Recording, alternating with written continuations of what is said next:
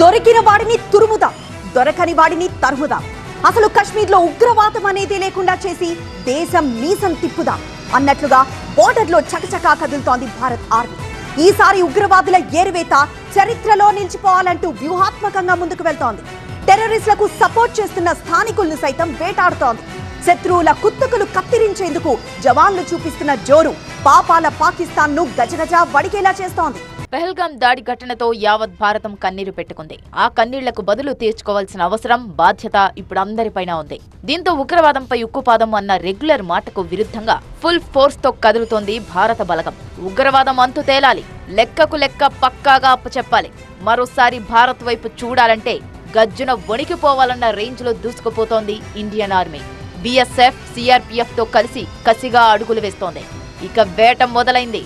ఆ రాత రాసిన భగవంతుడొచ్చినా ఆపలేడు అన్నట్లుగా ఉగ్రవాదుల ఏరువేత షురూ చేసింది. కశ్మీర్ స్థానికులు ఒకప్పటిలా లేరు.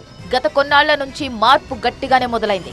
మొన్నటి పహల్గాం దాడితో కశ్మీర్ల గుండె రగిలిపోతోంది. ప్రశాంతంగా ఉంటే కశ్మీర్ పై ఉగ్రవాదులు తుపాకీ ఎక్కుపెట్టడంతో కడుపు మండిపోతోంది. దీంతో ఉగ్రవాదుల గురించి సమాచారాన్ని రహస్యంగా భారత్ కు అందజేస్తున్నారు. ఊహా చిత్రాలను సైతం విడుదల చేయడంతో లోకల్స్ మరింత అప్రమత్తంగా వ్యవహరిస్తున్నారు. ఇక లోకల్స్ సపోర్టుతో ఇంటింటా జల్లెడ పడుతున్నారు సైనికులు. ఎన్కౌంటర్లతోనూ విరుచుకుపడుతున్నారు. బందిపుర ఎన్కౌంటర్లో లష్కరే తోయిబా టాప్ కమాండర్ అల్తాఫ్ ను హతమార్చారు. ఉగ్రవాది ఆసిఫ్ షేక్ ఇంటిని ఐఈడీ బాంబులతో పేల్చేశారు. మరో టెర్రరిస్ట్ ఆదిల్ నివాసాన్ని కూడా కూల్చిపడేశారు. అంతేకాదు, ఉగ్రవాదులతో సంబంధాలున్నాయని తెలిసినా అంతు చూస్తున్నారు. కశ్మీర్ చుట్టూ నిత్యం పహారా కాస్తూ బూట్ల సౌండ్లతోనే బెంబేలెత్తిస్తున్నారు.